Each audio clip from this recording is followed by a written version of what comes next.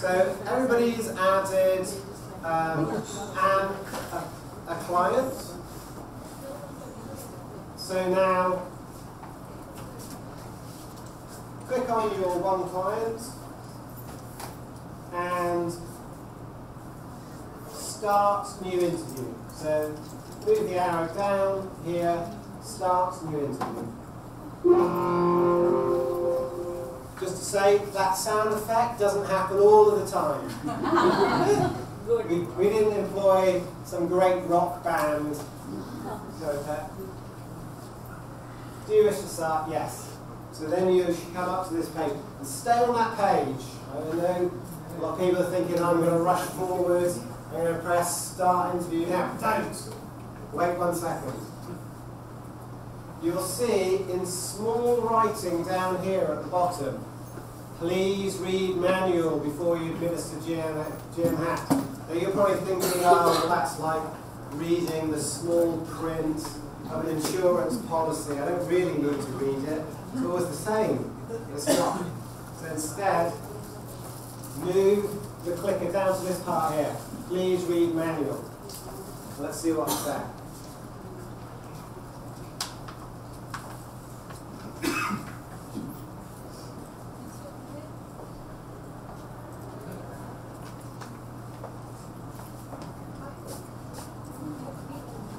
That's right, below that one.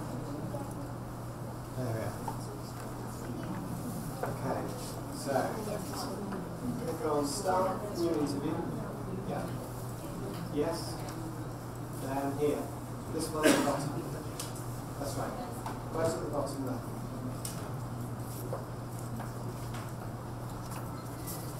Okay. So click on the cursor. Okay. Yeah.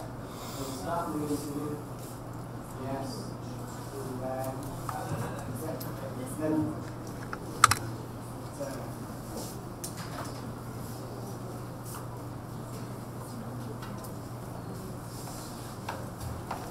okay. So again. Why is the program not chronological 1, 2, 3, 4, 5, 6? Is there any specific reason for that? No, I'll scroll down to that page. So again, embedded in the program is information about symptom ratings and different areas of questions. Okay.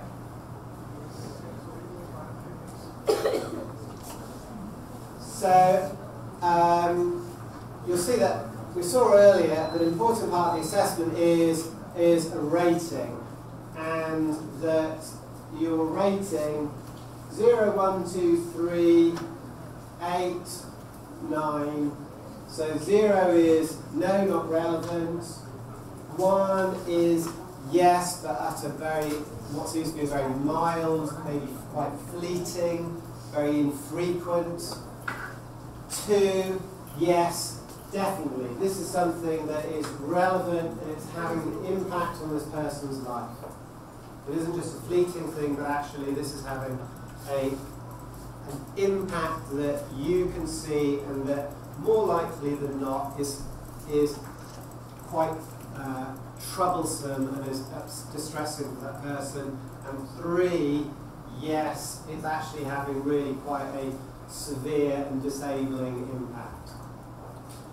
Then, separately, there's scores of 8, no reply, or the question wasn't understood, or 9, the question was not asked or not applicable.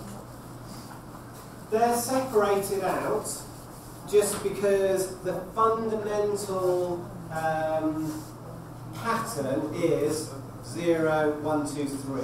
8 and 9 are just sort of pushed to one side of the numbers between 0 and 9, just so that it's separated out, because you're not rating. So 0, 1, 2, 3, you are rating. 8 and 9, they're at the other side, because actually you're not rating, are you? What you're indicating is that that person, their response left you thinking, I really don't know. You know, I can't make a decision on that. Or actually, I didn't ask that question because it really wasn't relevant. Because remember also that part of it is that you are rating it on what your decision is. So a significant part of it is that you are encouraged, to the best of your ability, to feel like, actually, this is what I think. And this is where I stand. So you never, I mean, to some extent, you never really know, you're never really definitive, but you're making a decision about what do you believe. But sometimes, obviously, a person might really not understand the question, or their response might just leave you so uncertain, you think, I can't possibly make a judgment. In the past, the administrators of this, have they given you feedback that a 4-point scale is enough? Like, because eventually I think you're using a 0, 1, 2, 3, 4, 3. Yeah, that's... So and essentially it's just mild, moderate and severe. it is, you're right, and it is essentially mild, moderate and severe, and that's, you know, if you were to think about depression, that's how typically you would think of distinguishing depression in terms of its impact as being mild, moderate or severe. So that's sufficiently broad, yeah, and sufficiently specific. Okay. Then scroll down further, and then these areas are patterned by the different areas that the program takes you through. So worry. Worry is the first, once you see when we start the program, we have some introductory questions, so then when you get to the first one that you actually rate is around worry. So worry, it says here, refers to undue worries as the subject, him or herself, define them. It's rated positive. Neither is rated positive unless the subject regards worrying as a substantial part of his or her behaviour. Item refers only to worries as defined by unpleasant worrying which returns repeatedly or cannot be stopped. So it's giving you a little bit more information because, of course, worry is something that is a human response. It's not uncommon to worry about things. So it's just trying to tease out a little bit more that actually, when you're asking about do you worry about things, what you're trying to find out is, are you worrying about things to an extent that it is unpleasant for you? That it is so preoccupying for you that actually it is making a negative impact on your life and well-being. What's it say after that? Is it repeated or unable to stop? That's a very important aspect of it. Of course, it might be that somebody does worry. We do worry, different people worry a little bit more than others. But actually, really important part of that is, can you stop worrying? If you're, yes, okay, it might be that you've always been somebody who worries a little bit, but actually at this point, are you so preoccupied by your worries that you feel that you can't stop that?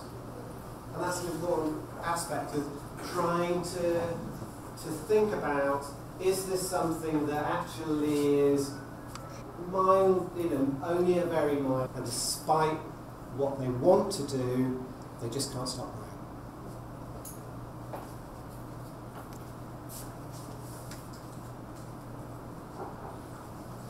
So as you go through,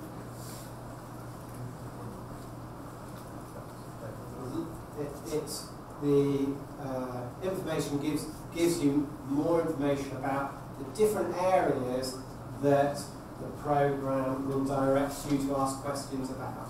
So again, it's hidden at the beginning in tiny little writing, like it's just a clause, but actually it's really important information within the program. It's part of the richness of the program that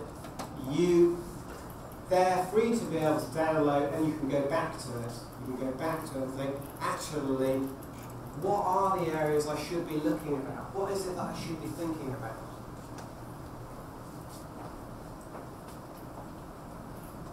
So, for example, if please don't be concerned here with minor changes of mood. When depressive mood is very severe, it pervades the entire individual's mental activity. So again, depression is something that's part of having a low mood, it's part of the human condition. At different times people feel low. But actually, it's distinguishing that from something being so pervasive that the person feels they can't take themselves out of that, and it has continued for a length of period that's both distressing and having an impact on the person's life.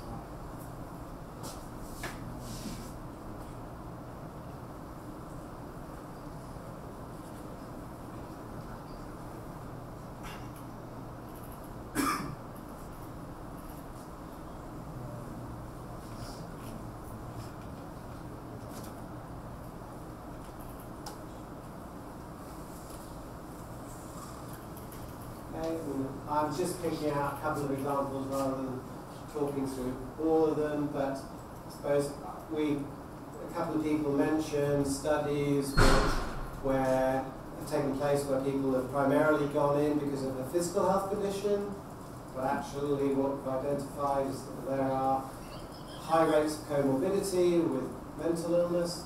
So obviously questions around hypochondriasis, so preoccupation with a physical illness is in context, isn't it? Somebody has ongoing physical health concerns that are significant, then asking people whether they are concerned about their physical health, well, yes, they may well be for good reason. So again, it's sort of asking those questions and thinking about how it might be relevant for that individual, whether they are unduly. So on the one hand, they may have, well, good reason. On the other hand, it might be that they are repeatedly presenting to their primary care physician with health complaints and they can't really get the bottom of that. So it might be that actually, yes, they are, and they are seeking out treatment, but actually they are unduly also worried about. So it's trying to capture that context in a way that actually is often really quite common sense.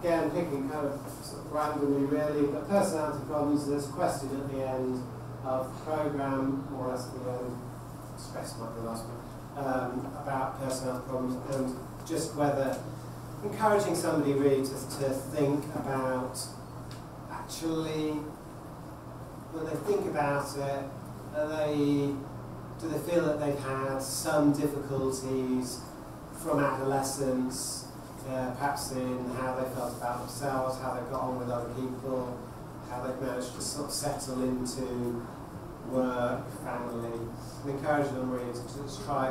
For some people that might be a moment to sort of think, actually, there have been problems for quite some time. It might not be as simple as, oh, well, actually, I felt depressed for quite some time, or I felt anxious, but actually, when I think about it, there have been some problems, perhaps since I was a teenager, in how I felt about myself and how I've got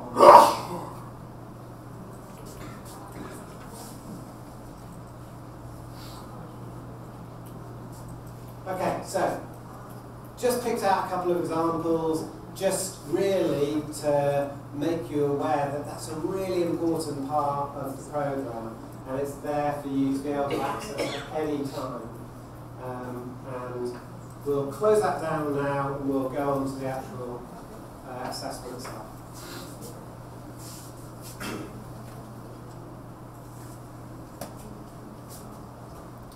So press close and then you should be back into this page, mental health assessment instruction. If you're not, and you're back on the list of clients, then just click on a client, so click on that person, and then, yep, you should start into yes, and then, okay, and then we'll press start interview. So I'm doing this because I realise that some of you at the back might not be able to see the screen, so I'm just sticking it back.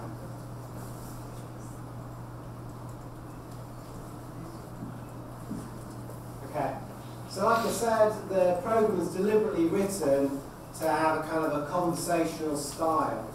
So, my name is Dr. Matt Bowen. Would you be happy if I use a computer to help me ask questions to make an assessment of mental health issues? Don't be concerned if some questions appear a bit odd, some will not apply to you, but we have to ask everybody the same questions. So, obviously, you don't need to say exactly that, but it's just there to sort of take you by the hand and guide you through how you might start the process. But what it does highlight, I think, is the fact that, yes, some of the questions won't be relevant, and it's good to be aware of that, but also that having the computer there and introducing it in that way might make you feel more comfortable to ask questions that otherwise you might feel uncomfortable about asking. Because it's quite convenient to say, I'm going to ask you this question because it's on the computer and I have to ask it. And that makes it perhaps a bit easier to ask questions that otherwise you might worry, oh, what will that person think if I ask this? Will they be insulted?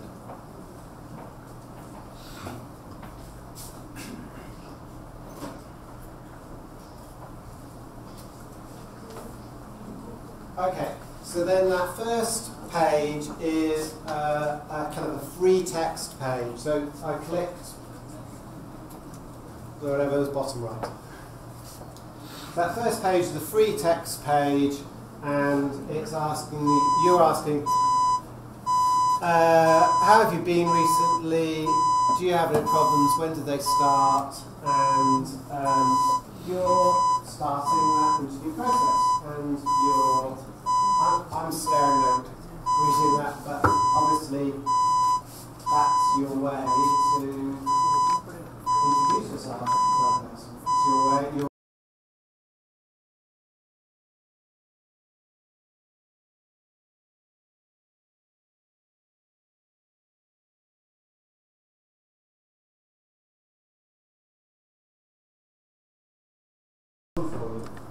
Yes, we're going to use the computer program.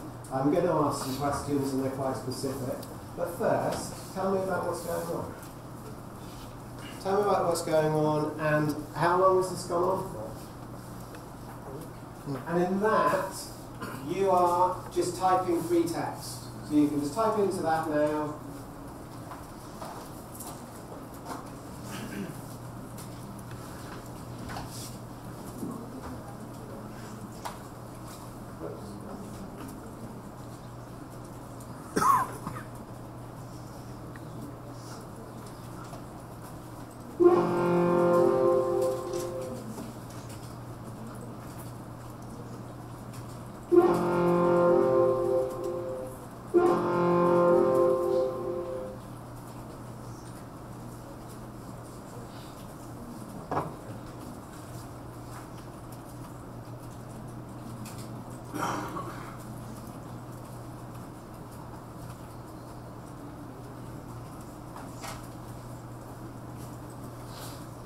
And then the other questions as well. Have you ever had any problems with your mental health in the past?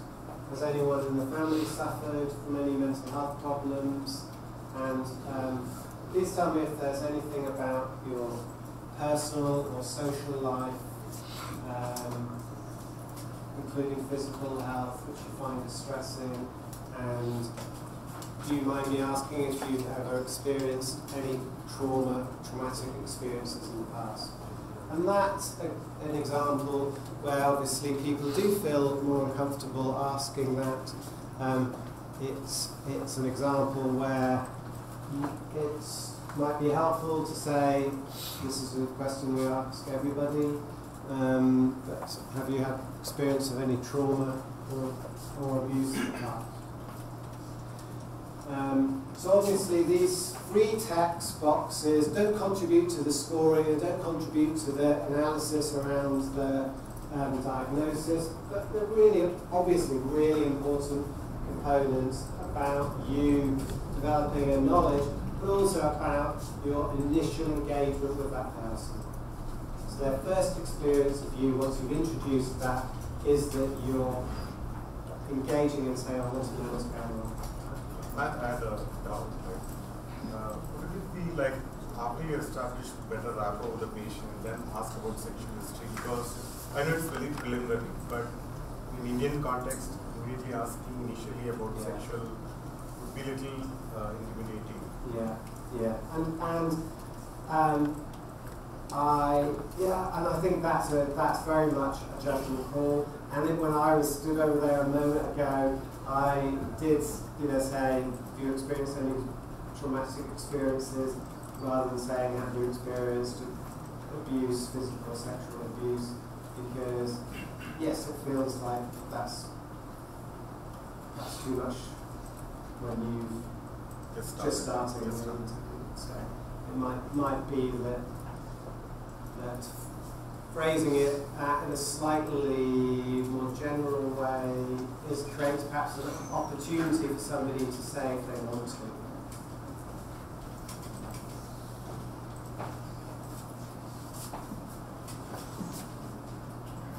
Okay, so having completed that, then ask some further background questions. So whether the person has experienced epilepsy, and whether there's anything to indicate any learning disorder / mental retardation.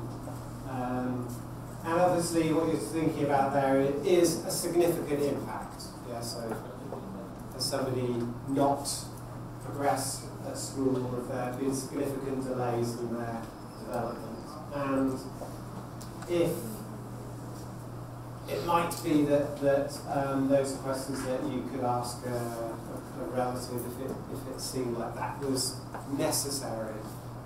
But in the majority of situations, that's not directly relevant. Majority. Okay. Again, you indicate yes or no, mild, moderate, severe, or no, no, and again that's indicate no, and then move on, and then this is the first page in which you're rating. So like I said, when we looked at that document, the first question was around worries.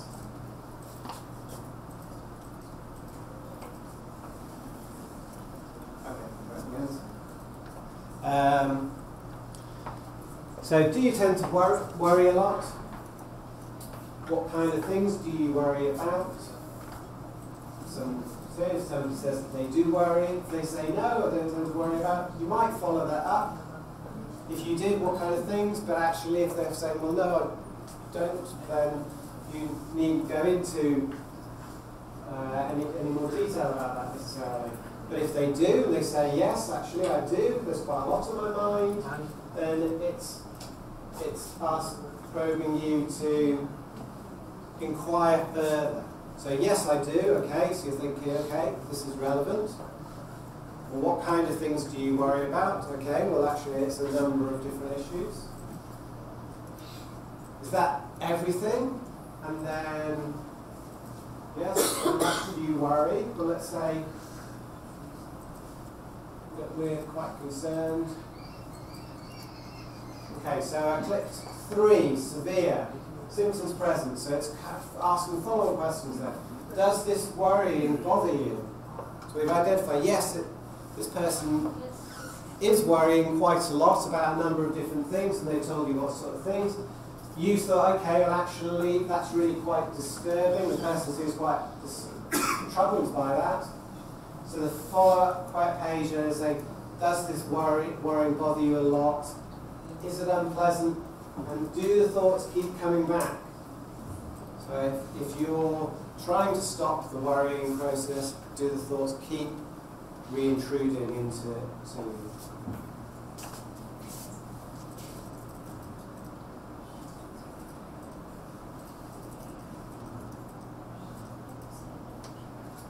Whereas, okay, so with that first question, if I said, do you worry? Well, it wouldn't make sense then to follow up and say, does that worry, do you then worry a lot? Because the person's already told you no, I don't worry. So in that case, if in that first question I'd said no evidence, then there's no supplementary page.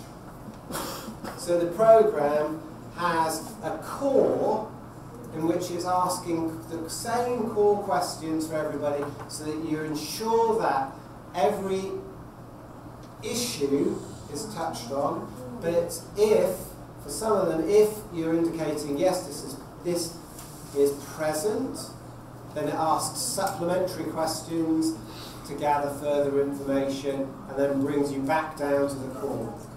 And the program runs like that all the way through. So there's a trunk of core questions and then branches of questions that only appear if it's necessary to get further information.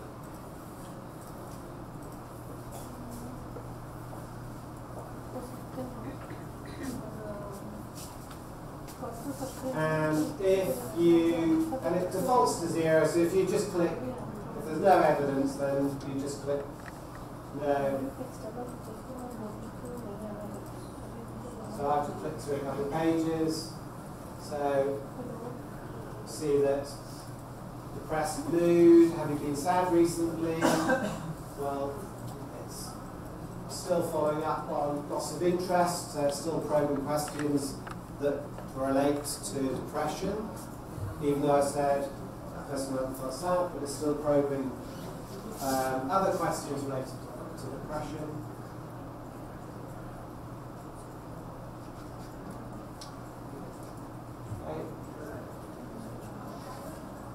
I've clicked through no evidence to sort of simplify the program, but if that would be an example, if earlier on though I'd been scoring higher on questions around depression, that would expand then into further questions and then also lead into questions about have you considered harming yourself?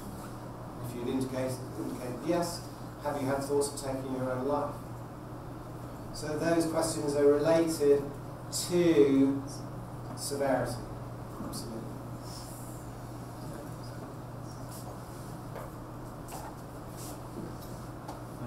Okay, then are you unduly concerned about eating fasting foods? So again, you're kind of weighing up, what does that mean? Unduly concerned, a lot of people have some concern, but actually is it preoccupying?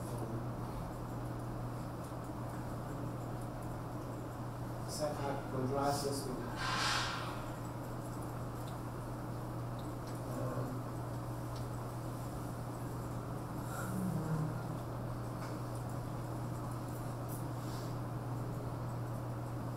Okay, so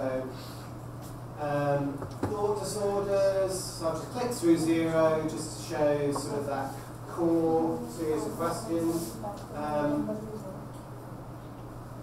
Thought disorders, I guess, is an area that perhaps people are less familiar with, aren't particularly less familiar with. Do you believe that people talk about you, laugh at you? Okay, well, I guess I do believe that people talk about me. I feel like my life was quite sad if I didn't believe that anybody talked about me, ever. Laugh at me, and okay, not so pleasant, but I do also believe that people laugh at me. That happens. But actually, but the radio newspapers make reference to me. Well, no, actually, no, I don't do that. Okay, so then back unusual ideas or thoughts. Okay, well, that's not that uncommon that people have ideas or thoughts that are a little bit unusual. I mean, in a UK context, I am surprised among my students how many of them will not finish reading a book if it ends on an odd rather than an even number. Odd numbers are bad, even numbers are fine. They won't have anything to do with even numbers, odd numbers. Or, you know, have what are unusual beliefs. I mean, to my mind, it doesn't make any sense. I wouldn't bother doing it. But on the other hand, that person realises that it is a bit unusual. That yes, they wouldn't, for any reason, pick a number 5 for anything when they can pick number 4, but they do realise that that's a little bit odd and that other people have a different view of that. So and all sorts of different beliefs. What would be a kind of a belief that would be a bit of a superstition that somebody might hold, and they wouldn't do it, okay, again in the UK, that if there is a ladder on a street, you don't walk under a ladder, you walk around a ladder. And it isn't about something might fall down on you. There's a superstitious belief, if you walk under a ladder, it brings bad luck on you for the rest of the day. That's just not common. I grew up being told that. I tend to walk around ladders. If someone said, walk under it, I would do it, but really, given a choice, I'd walk around it. But I know that it's not a fixed belief. I know that other people, I know that it seems a little bit odd, I know it seems a little bit strange, it's not scientific, but, you know, and I'm kind of flexible about it. What would be a similar superstition in India? Many. Many?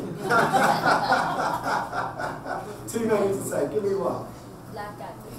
Black cat. If a black cat crosses you, you can't walk like that. Yes. You wait, someone else would walk. Yes. Yeah, black cats, again, they're common. Again, in the UK, black cats certainly cause some concern. And if somebody sneezes and you're about to start a good work or a good journey, then you stop. You will stop. Stop, yeah. Yeah, so all sorts of superstitious beliefs that you know might seem a little bit strange or odd, and some of them seem just really common, and some of them you know actually most people don't believe them. So the important thing is though that you're trying to make sure that what you're scoring is that somebody has a belief that not only seems quite strange or odd in the culture and the context that they live in, but that they are committed to that belief. That that's something that is inflexible. That it's not something that they know seems a bit strange and have a more flexible relationship to it, that it's something that they firmly believe and won't be budged on.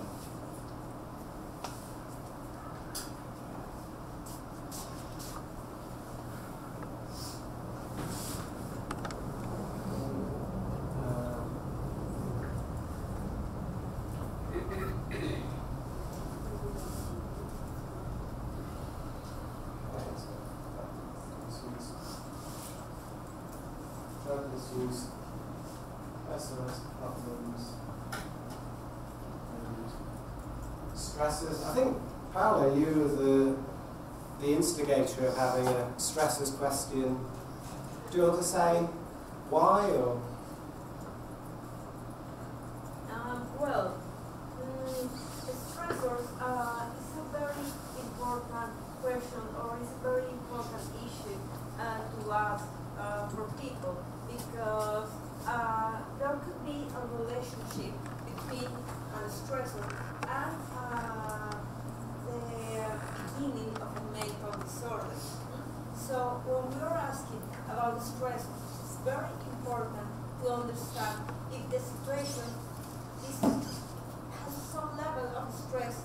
for people.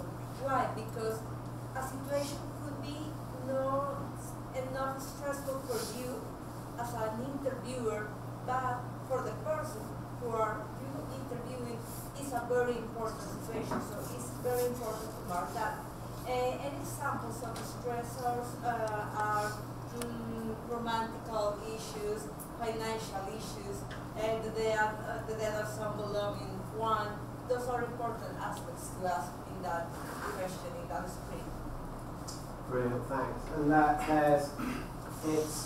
and what it's making also is this direct link, isn't it, between kind of stress experience before your problem started. So it isn't just that they're concurrent, but you're trying to check out, in this person's narrative about their life, are they seeing a link between a stressor that is prior to their experience of these mental health problems? This is very important because sometimes people say, I have been stressed in the last month. And when you ask about any kind of traumatic previous situation, people could say, well, my parents are divorced. And when that happened, 20 years ago. So yes, it's a stressor, but it's not related to the actual symptoms. So that's important to note that. Great. Okay. So, indicating no. Next question, and we've come to the end of the program here. So it says, you may change the ratings at this stage.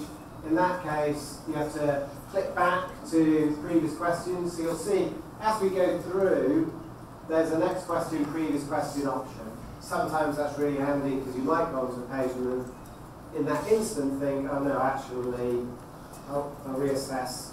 I think actually it was slightly more significant than I realised. It gives you that chance right at the end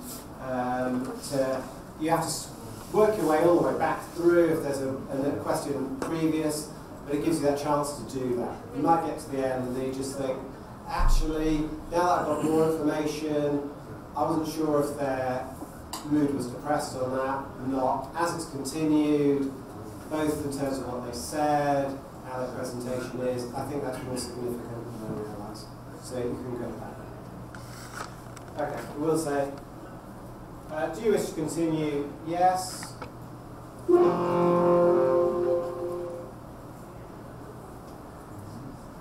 Yes, yes. End interview. So here is where you then put in what your clinical judgment is. So what is it that you have decided?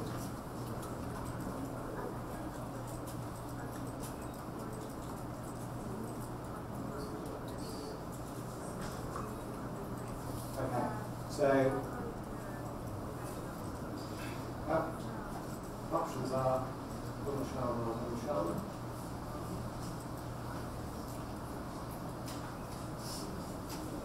So click save, and then it says, would you like an interview report? Yes.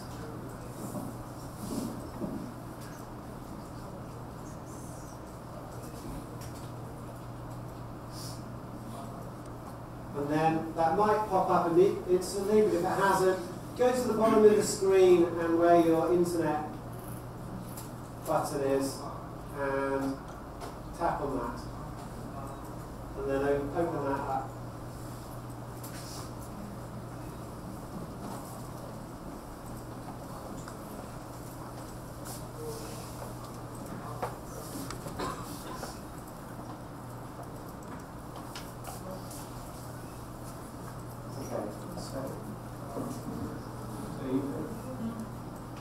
What your assessment is?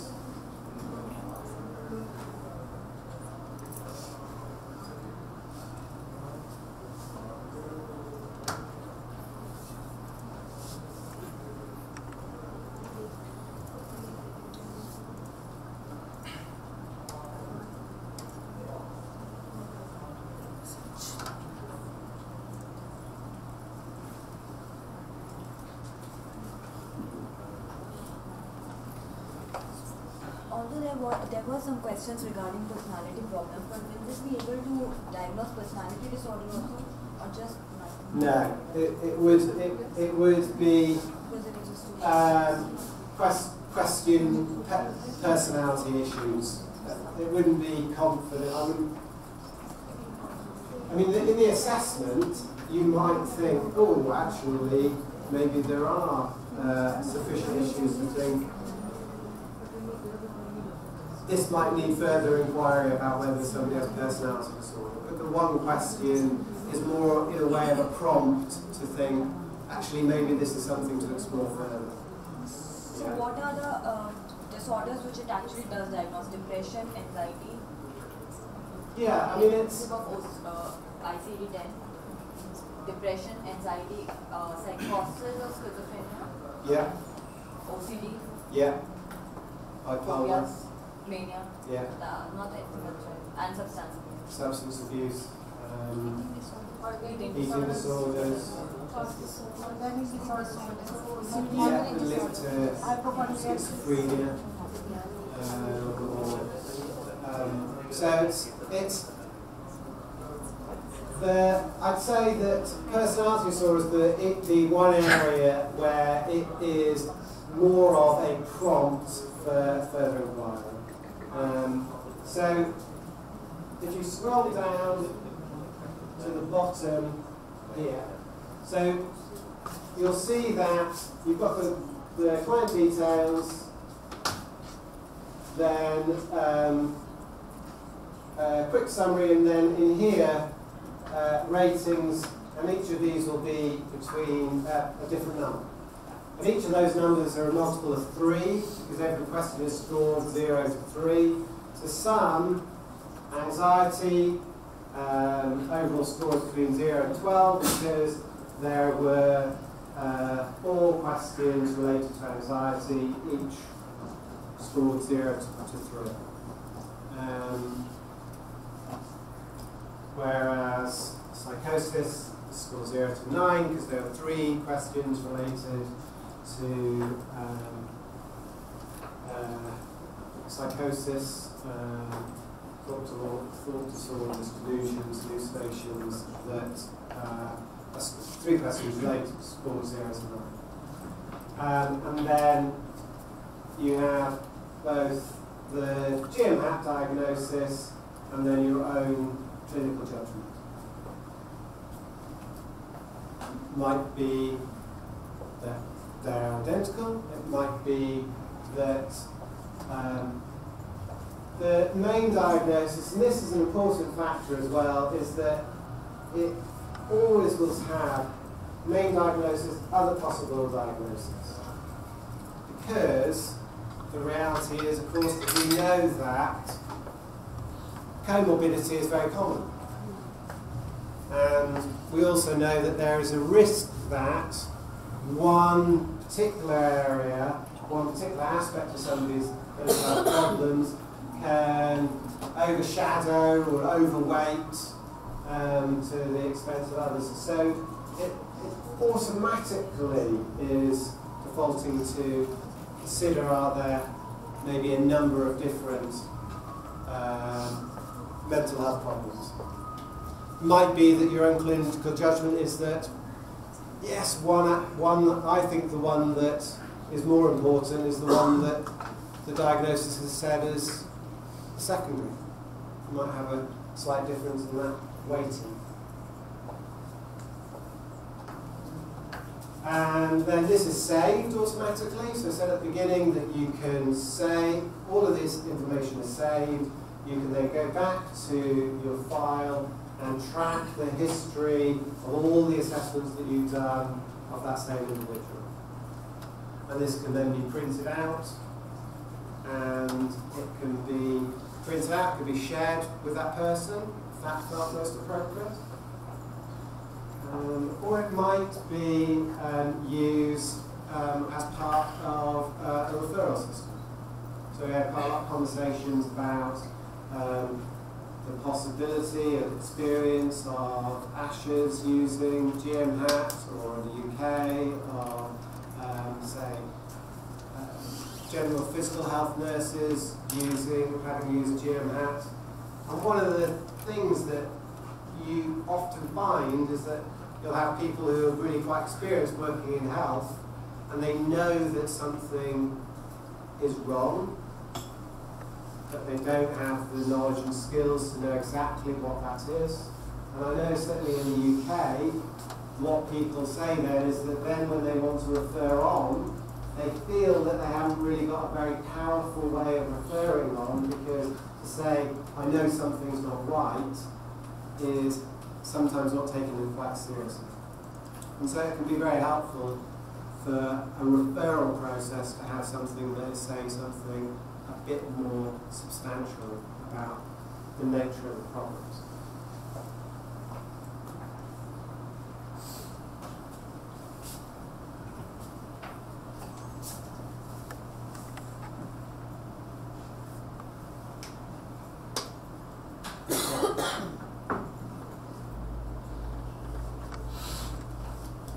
We have a video of a consultation, and should we run straight into that? I'm kind of trying to strike a balance here of wanting to invite people to ask questions and at the same time mindful of the time, it's 5 o'clock. So, should we run straight into the consultation? It's a video, it's about 20 minutes, and you'll score as you watch. Is it interactive? Okay. Do you want to grab some sheets? Right, so we're going to go around. It's all right, I'll just go around. So we're going to go around, and I'll give the rest of you some. And the first couple of questions on the sheet isn't scoring, it's just repetition of the questions that the person will ask. After that, it is about scoring. So go through, this is just for your own benefit, you're not submitting it to us afterwards, keep it for yourself, so don't feel unduly concerned about whether you get things right or wrong or what have you. And indicate the score that you would give in response to the question asked by the clinician and the response given back. Let's check this as well.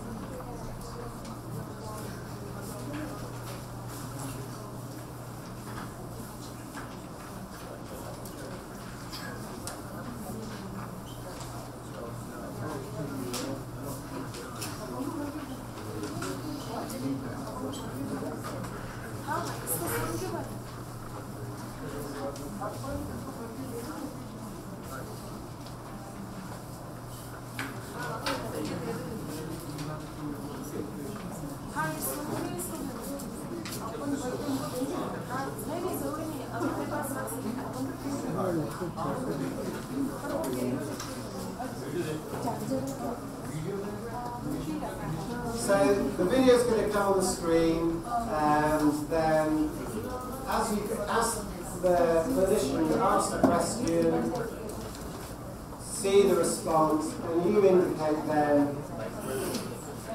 The first one's a yes and no, that's not part of scoring. After that is 0, 1, 2, 3. You indicate the rating that you would give in response to that question. And what you'll see with another video, you'll see that there are more questions on this one than the other one, because that's the nature of that particular interview. It branched out into further questions. Okay, does everyone feel clear?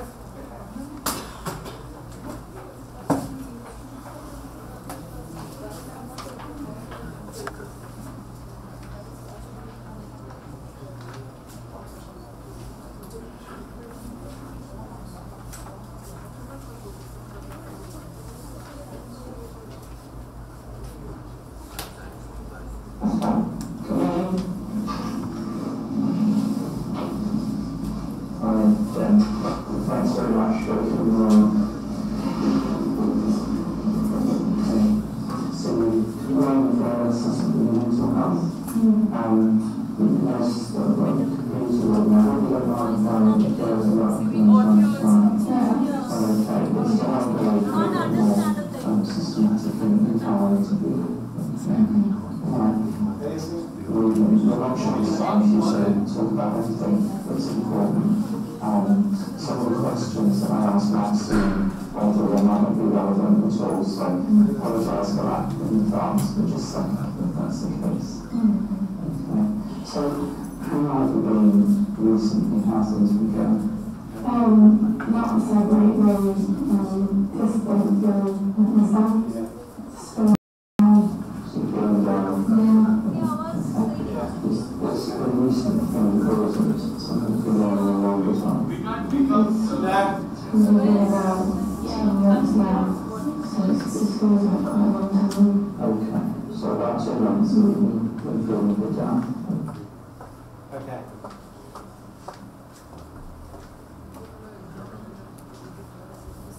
No, it's not store anything.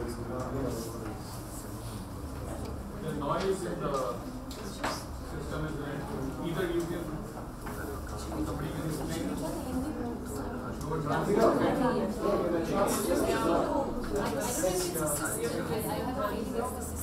It's the system. The video is actually really good quality. Because I heard the video otherwise, and it's like, yeah. It's really clear, yeah.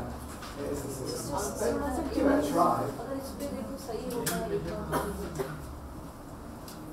Matt, if you reduce the volume, the echo will go down and it might be more clear. Yeah. Okay. Slightly reduce the volume. Yeah.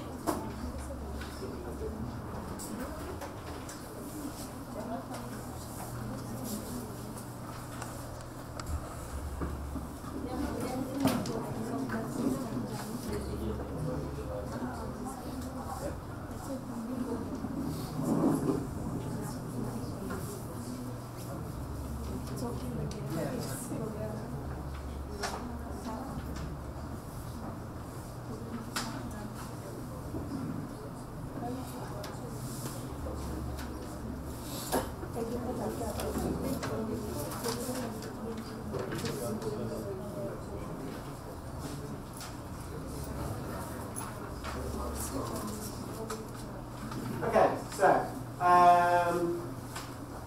we'll see if we can get some improved speakers. The video is I'm blaming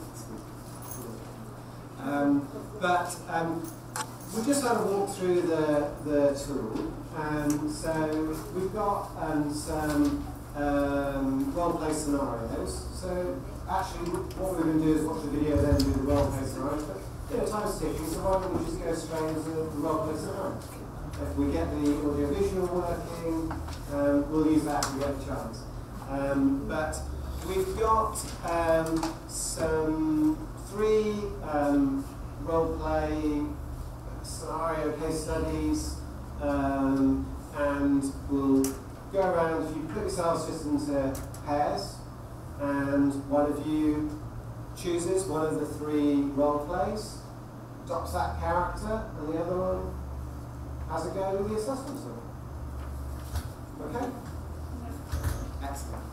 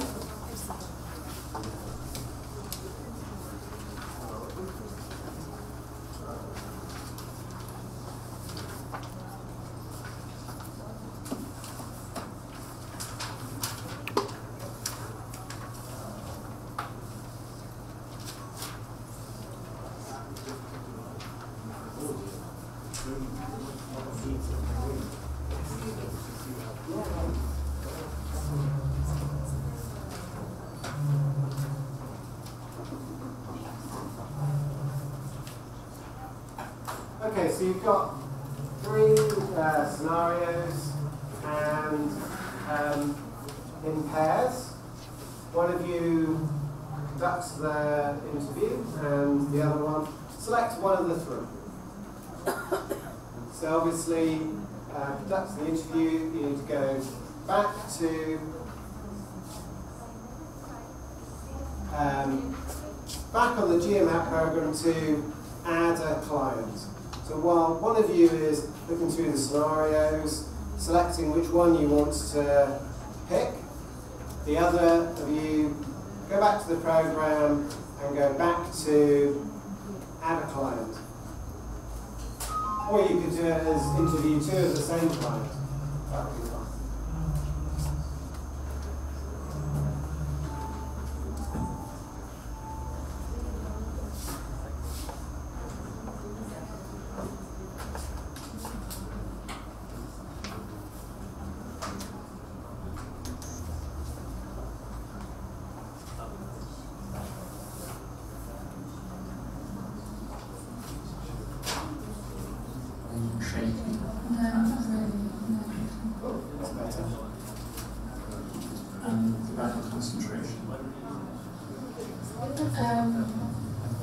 It's been a little bit less recently, but nothing. I still do things more honestly.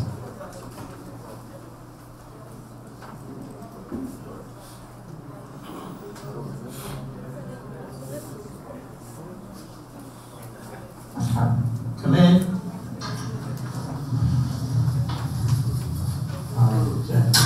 Thanks very much for coming along. So you've come along for an assessment with your mental health. You noticed that I've got a computer with me. I hope you don't mind if I refer to that from time to time. No. So okay, it's to help me be a bit more systematic in how I interview. Alright. We'll make sure there's time for you to talk about everything that's important.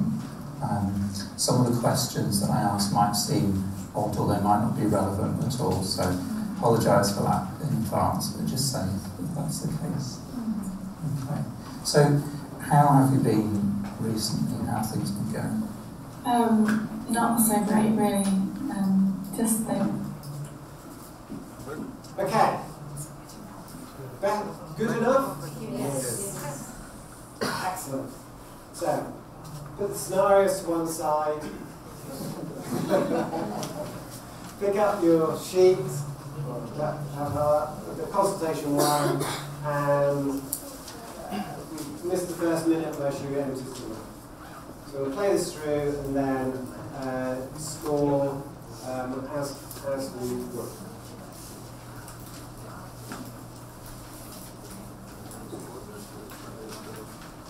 feel like myself. Just feel really down. So you're feeling down? Yeah. Okay.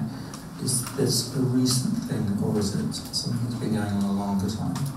It's probably been about 2 months now, so it feels like quite a long time. Okay, so about 2 months that you've been feeling a bit down. Okay. Jen, in the past, have you ever had problems with your mental health? Not that I know of. No. Has anyone in your family ever suffered from mental health problems?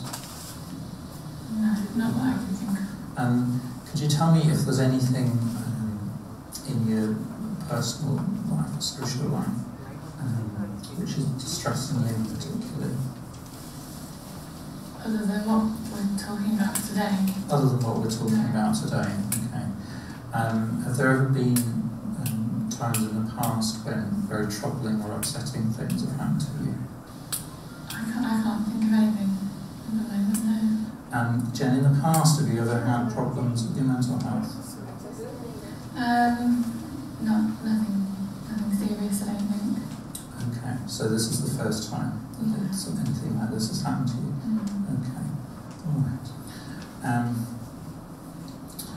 Just a more sort of general screening thing. I wonder, in the past, have you ever had problems with epilepsy or anything like that?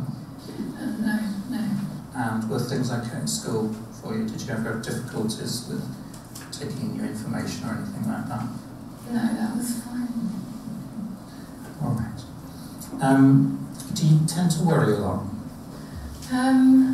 Yeah, I guess no more than anyone else does, really. Okay, what kind of things do you find you worry about? Well, it's mostly silly stuff, though. I feel like I've just been eating too much. I think that's been the main worry recently. That's really been on my mind a lot. Okay. So that's been quite an issue for you, worrying about food and eating too much? Yeah. Okay. Has that caused you problems, stopped you doing things that you want to do? Or? Not especially, no. It's just always on my mind. So it's always on your mind. Okay. So it does sound that it bothers you. Can you stop worrying? No. No. Okay. So once it starts, you find you're worrying, and that's it. Yeah. Okay. And how much of the day do you think you spend worrying things? I think it's more or less all the time, like in one way or another. It's always there, yeah, I can't stop. More generally, do you find that you get frightened or anxious about things? No, not really, no. Not frightened, don't tend to get anxious, sort of thing. No. Things like sweating, trembling, or shaking. No, not really, no. And what about your concentration? It's been a little bit less recently, but nothing. I can still do things, I just don't really want to do them anymore. Okay. So you've noticed a little bit of a change in your concentration, it's not quite so good. Can you think of an example of something you noticed? Just sort of, I think it's more like being distracted. Being distracted? Yeah. And like trying to make a cup of tea or getting up and getting dressed. But I'm thinking about breakfast rather than getting dressed. And you said that you felt quite low recently. Okay. Tell me more about that. How bad has it been? I don't know, I feel like everything's really important. If I upset someone, it's like the end of the world, and that it's my fault, and I just feel like I can't do anything right. And so the eating is just making me feel better, and that's just the only comfort I've had.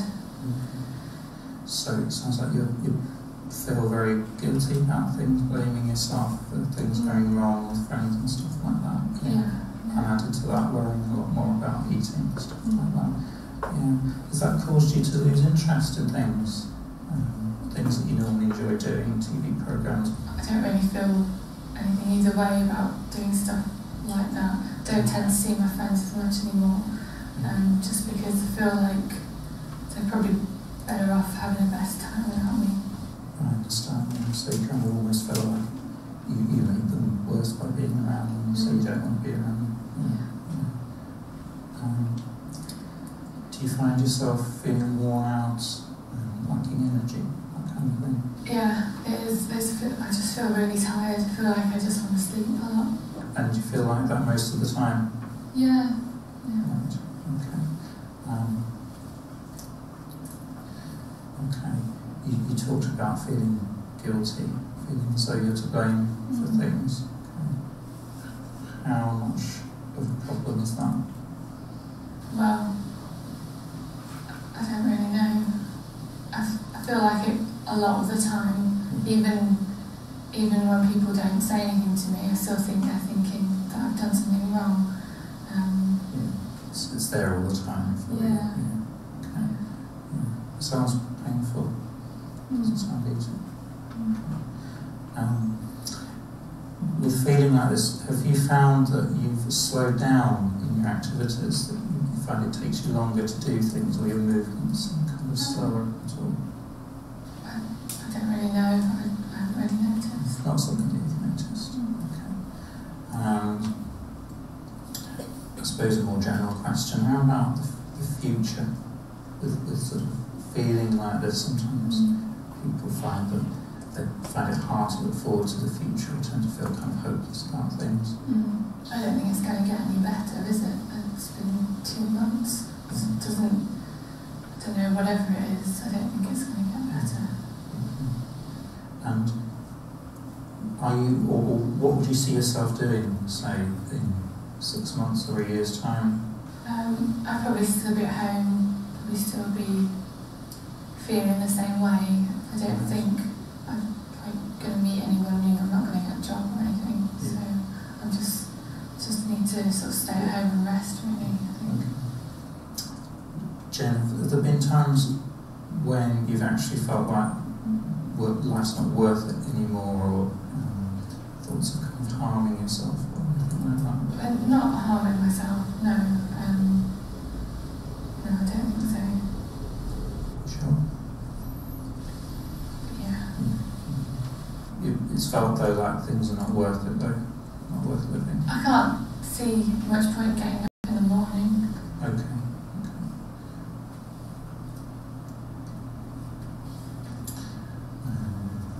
Are you still, yeah, it sounds like that's an ongoing thing, those kinds of thoughts, feelings, yeah. Okay. And how about in relation to sleep, how's that going? I feel like I want to sleep more than just in the day, just in the middle of the day, but I didn't before. Really? But I don't think I've actually slept anymore. Right. So you're sleeping at different times of the day? Yeah. And is it difficult to get off to sleep at night? Not really, because I'm just so tired at the end of the day. I feel physically weak. So I haven't had a problem with that. Okay. And in the morning, do you find you wake up too early? No, not really. No. So you sleep's reasonably okay? Yeah. Sleeping during the day? Mm-hmm. Okay. And what about your appetite? You've mentioned about worrying a lot about food. Tell me more about that. I just feel like when things go wrong and I don't know what to do and I feel sort of upset about things, it's just easier to have something to eat. It just makes me feel better, and I don't know why it makes me feel better. And then I feel guilty because I feel like I've eaten too much, and then I feel like I have to make myself sick. Okay. So you get worried, feeling stressed.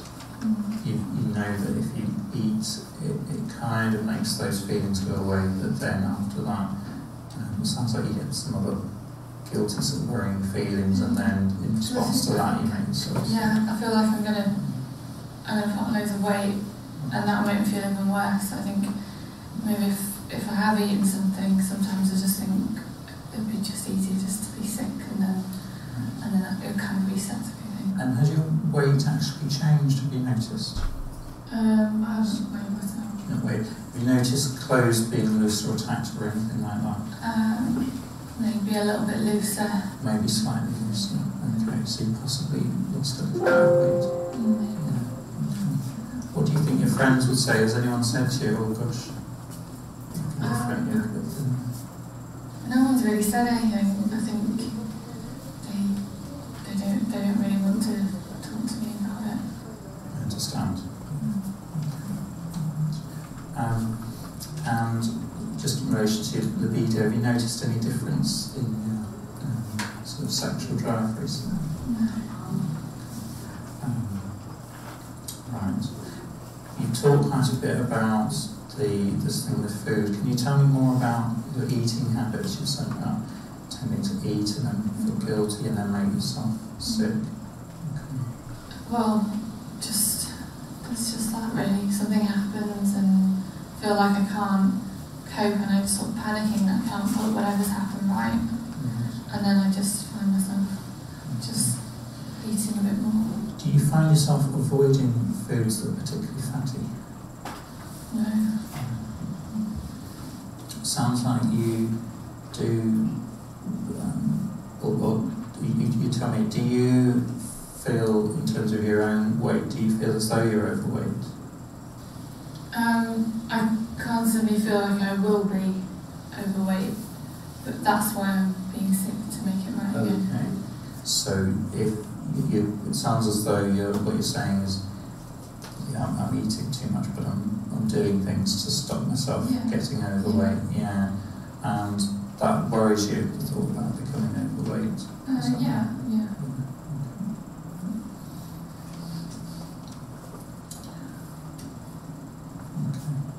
And do you worry that you have no control over how much you eat? Over how much I eat, yeah, certainly. I just can't stop. And would you say that food almost dominates your life? I don't really know. Is it over the last couple of months? How much has food been the main issue? Oh, I do think about it a lot. That's other than feeling just bad and down, that is the main thing I think about. So it's the feeling low, feeling down, but this thing about eating and making yourself sick is there as well. Yeah. Okay. Right.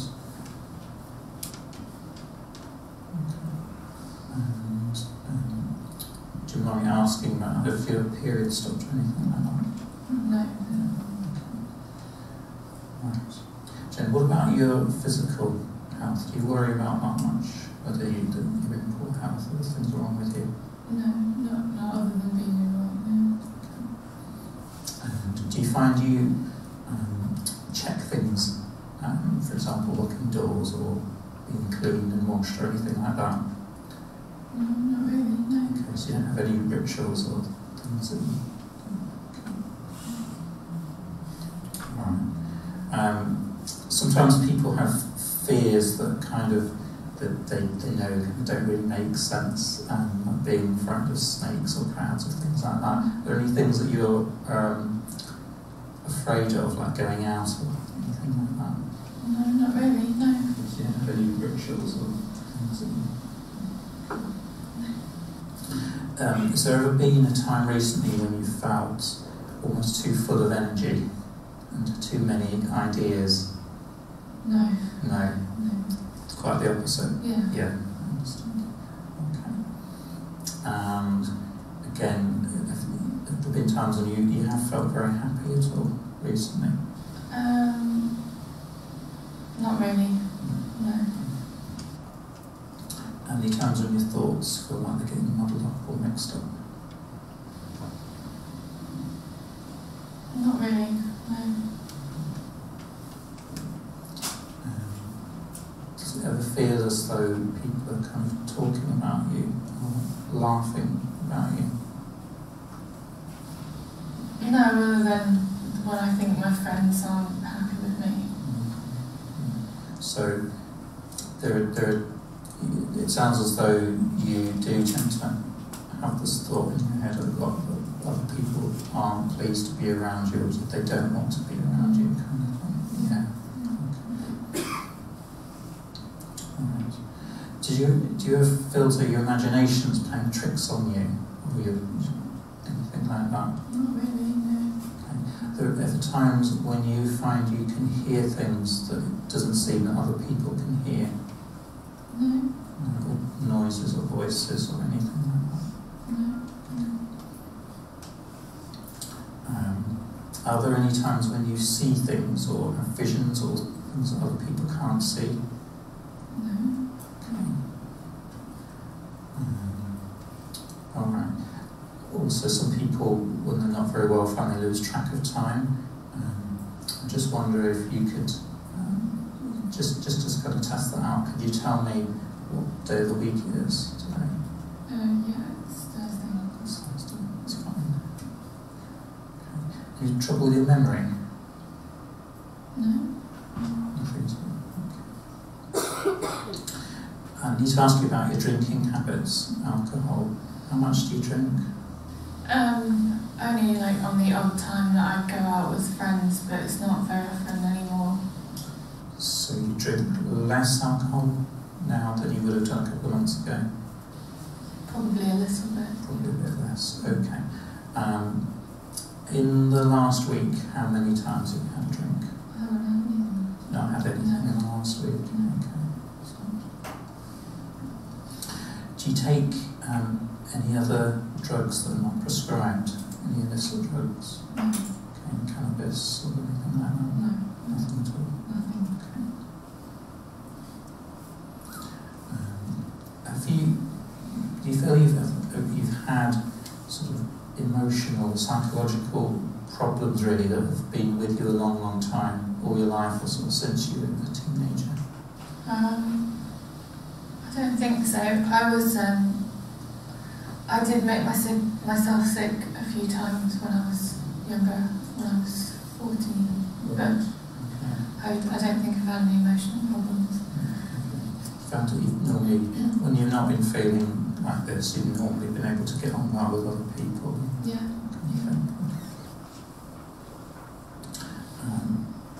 Did anything happen, anything really stressful happen just before all this started?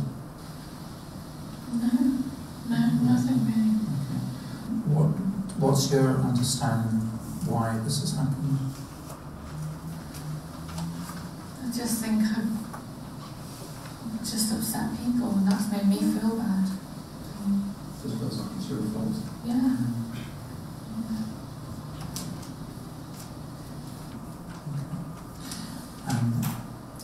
I've kind of gone through the structured parts of the interview. Okay. And you talked about quite a lot of things that you've done really, really well, and I think I have an understanding of what you're kind of talking about, and this is a problem with low mood that's been around for a couple of months. There's nothing that you really can put a finger on as having triggered it or started it, but it's been a really tough time for you. Find it hard to be with friends. The other thing is this problem with eating, and it sounds like it's been a real problem for you, that you're eating, worried about it, and you're making yourself sick.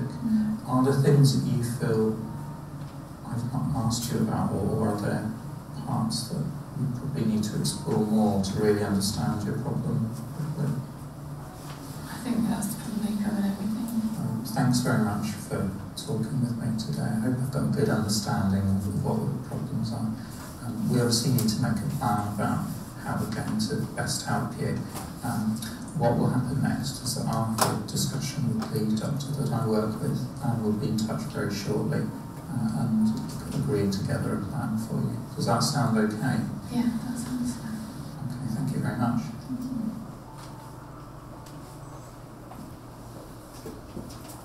Okay, so take a moment, and what would you say with sort of change the screen? Take a moment and just think, well, what would you say from watching that? We'll go look at the individual scores straight away. At the end of it, what would you say, okay, what are the core issues for this individual? What? Depression.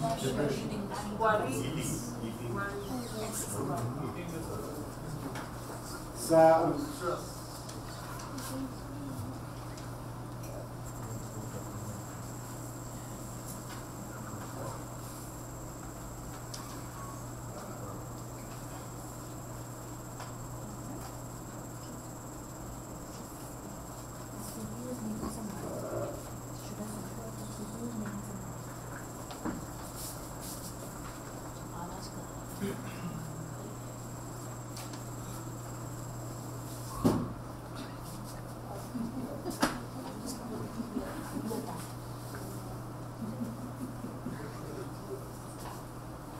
so depression and eating disorders are the areas that stand out. GM-HAC analysis that emphasised the eating disorder and the depression. The clinician, by contrast, said, no, actually, I think the depression is the area that I'm more concerned about than the eating disorder. But the important thing is in the sense that both are there, and actually, I think what you could see from his summary of it also is that they're related to each other in this particular example.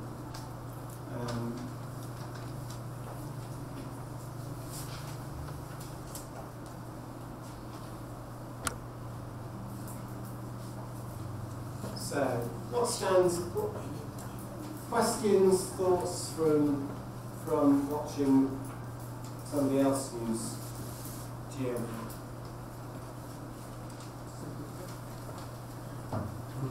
The eating like problems seems to arise from depressive features. So we didn't directly label it as eating disorder and depression as a secondary thing.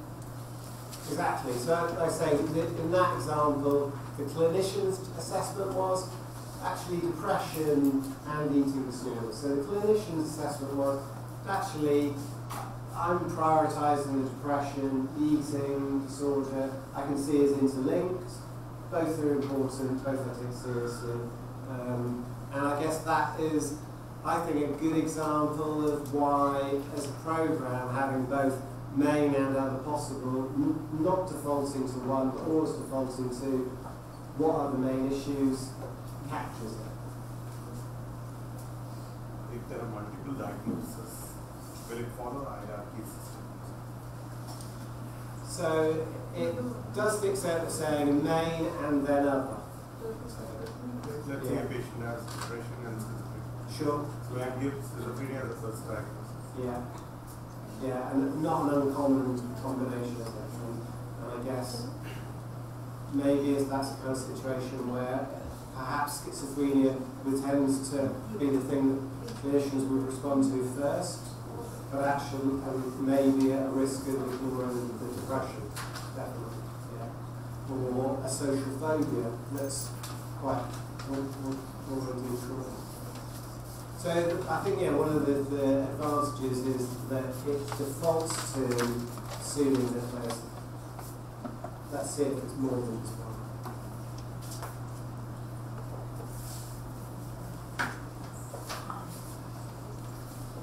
I think it would be more interesting if we could like add on a question which indicates what came first. For example, if you have alcohol dependence, then depression follows it, then you have a completely different diagnosis. Depression leading to alcohol dependence. Sure. So because those two are completely different diagnoses and the management is different, and even if you use the data for research, then that's quite different. So this will have a little bit problem with confusion of diagnosis. Like if they have dual diagnosis, then you can't sort it out clearly. Which came first? Is it alcohol-induced depression or depression? Yeah. I mean, yeah, go on. Yes, please. I think, firstly, this is more clinical in order to understand what's going on in the person. And right at the outset, you ask about what's been causing you.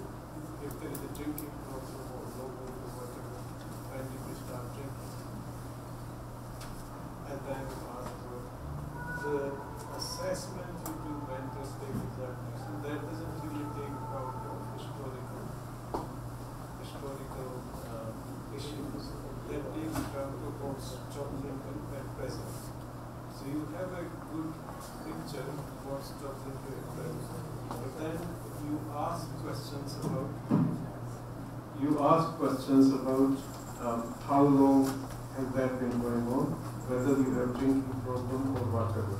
And when you put all these things together, then you have a good grasp of what the problem is. Now, what happens is that people start thinking about, oh, this is a research school, and what about this and the other? And we've been involved in research, and I know what goes on in research. I think research just based on data is incomplete unless it has story behind it. In other words, combination of qualitative research.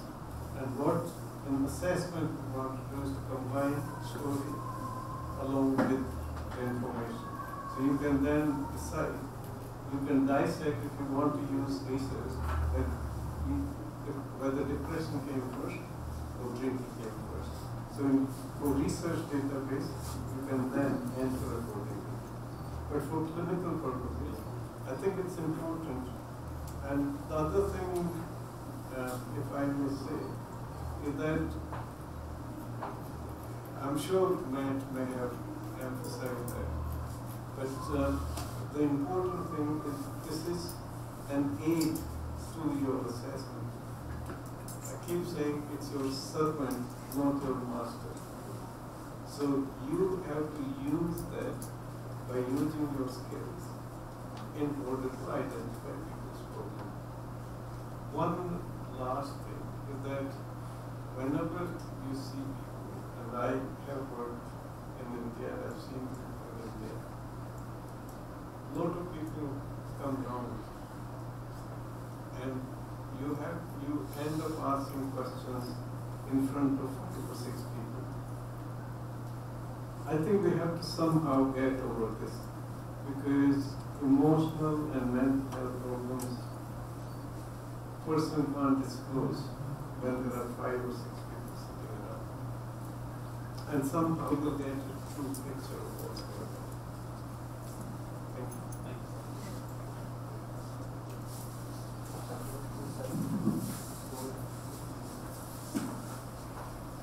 Thank you. I'll put up now the individual scores so you can have a look compare that with your own score.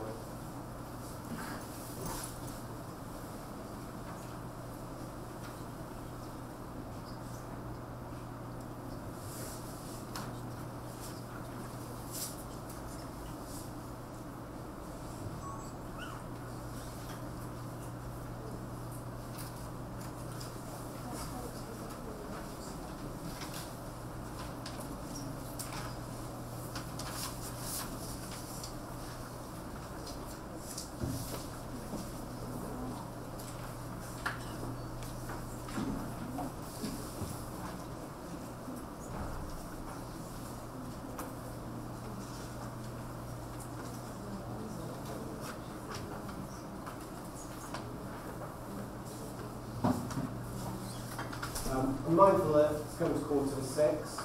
A little bit later than we thought we'd finish. So I think have a look at that. Compare that with what you'd indicated. If there are any questions specific to that, then let's discuss that. And then also, if there are any other questions about the day so far, we're meeting back tomorrow. We have a full day for further exploration, but if there are questions that are on your minds from today, then let's get them out. Let's think about them as well.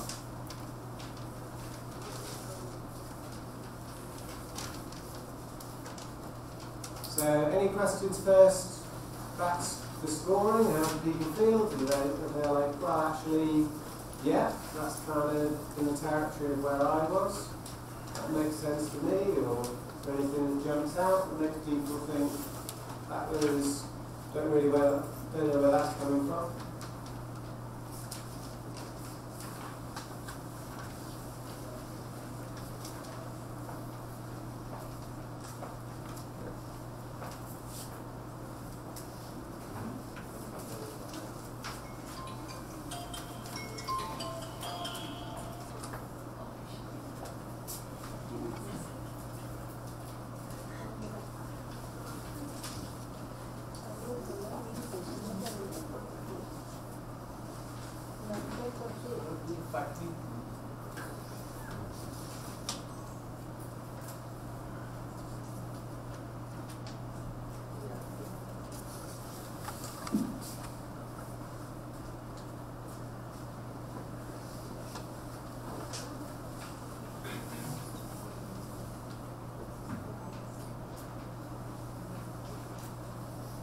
So fattening foods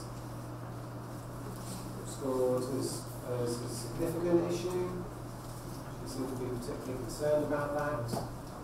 That seemed to be intimately woven with her experience of herself, seemed to be intimately woven with a way of managing negative feelings, and also kind of preoccupation with putting on weight, which she was managing by making yourself sick.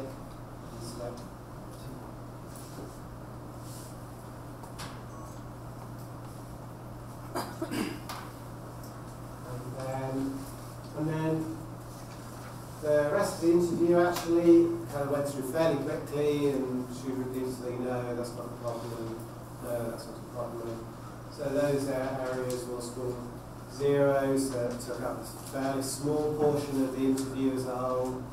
So they weren't relevant issues. But of course, you don't know that until you ask the question. Last. The question, how is the physical health? Do you worry about it? She said that I don't worry. Yeah. But with the other questions, you displaying some bit of anxiety or Other worries. or not being able to sleep, Yeah. or being tired. So we don't consider that. So In our judgment. no, you're right. You should respond to that as a whole. So that and there, the person took that kind of face value, I guess. But you're right. You may well, in response to the wider picture, think, well, actually, it seems to me that there is some worry there about her physical health. Didn't seem to sort of preoccupy her mostly. Mostly it was around the food and the weight and the feelings associated with that. But you might think, oh, actually, there's a mild element of undue worry about physical health. So yes, definitely draw on the overall picture. Just that, just think about the future was also that in the future I'll be mostly at home, not able to sleep. So I thought it was a mild reasonable.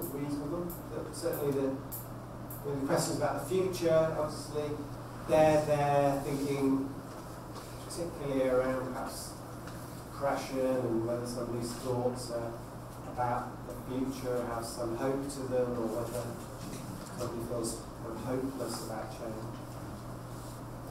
She mentioned also when checking with her, if she had any emotional difficulties in the past, and she didn't mention that as a teenager, not so much, but as a teenager, there was She made herself sick. So probably, Yeah.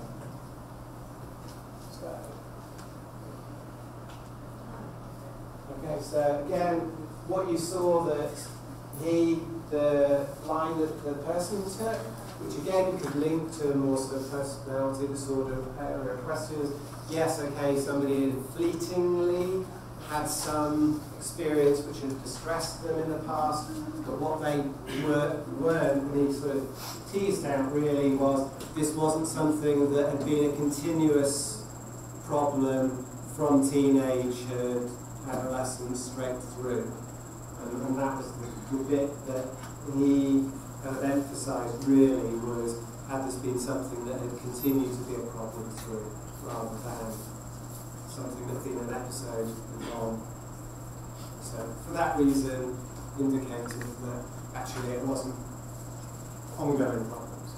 but In in that case, counseling it is actually important, because coping mechanisms used in the past can be helpful for now. Yeah, and it clearly had recurred. Yeah. So if you're thinking about it in terms of Patterns. a coping mechanism, then it's something that somebody has used as a coping mechanism. I think it's a very apt way of thinking about it. He's talking about managing distressed feelings, and that the relationship to food is a way of coping with some other uncomfortable, distressing feelings. And clearly she has a vulnerability to using that rather than somebody else, different coping mechanism. Had she said yes, and the conversation would have been some, say, untreated or unhandled trauma, would this questionnaire have taken a different route or turn? Because then it might just go into the details of that, and probably that is the underlying cause and not the set of questions. So does it provide for alternate flows?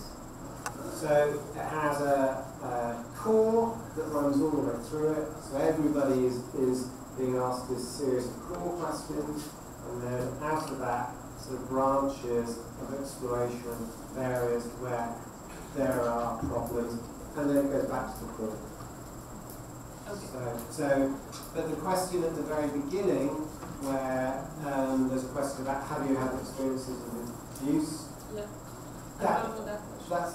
That isn't scored, so that doesn't lead it into another direction.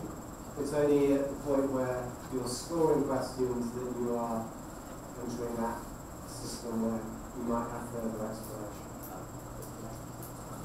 I have one more question. Yeah, good. How does this influence referral? Because now this assessment, for example, was done by a doctor, and then this person also needs to see a counselor. So that same assessment can now be available for the counselor to use, or how would it work? So, I mean, that's a pragmatic issue, I would say, depending on situations, but the point is that it's something that could be printed off and used as to support a referral. So whatever the local system is for making a referral, that's something that could be included additionally as part of the assessment process, to whoever the professional was that was being sent.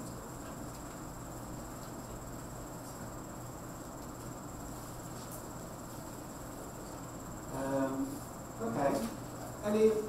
We're so close to 6 o'clock, it feels like we should finish at 6, so I'm kind of waiting to see if there are 5 minutes of additional thoughts, reflections that people have. But it doesn't look like it. Okay, so thanks so much. It's been really interesting to spend the time with you this afternoon. Learn a lot from you all as well, and look forward to spending that period tomorrow where we've got some more role play stuff around communication, barriers to communication, kind of stepping a little bit away from the programme for a moment to think about that a bit more broadly, and then rejoining about how that can help us to support people around interviewing techniques. I think just to say, training those यहाँ खासतौर से north India में हिंदी में करते हैं training, लोग यहाँ पे जो सिर्फ Hindi, there are some people who just understand Hindi and not English. So tomorrow we may use some Hindi video और हिंदी में भी इसके बारे में जो ट्रेनिंग है उसको हिंदी में भी करेंगे ताकि खासतौर से हम नॉर्थ इंडिया में जयपुर, MP, गुजरात, महाराष्ट्र की मराठी भी है और हिंदी के वीडियो तो हैं यहाँ पर, उनको भी कह देते हैं ताकि ऐसा नहीं लगे कुछ लोग कहेंगे क्या why we are doing in English when everyone speaks Hindi. So I think we will try to have a sort of combined version. And I think by tomorrow, Matt and Steve will be speaking Hindi.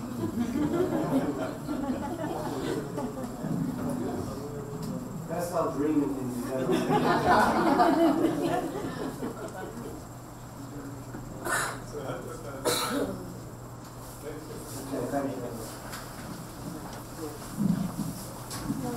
Thank you everyone, and tomorrow we are again meeting in the MDP center where this morning we were. 9:30 morning. 9:30 we will start, so for us I think 9:15 will be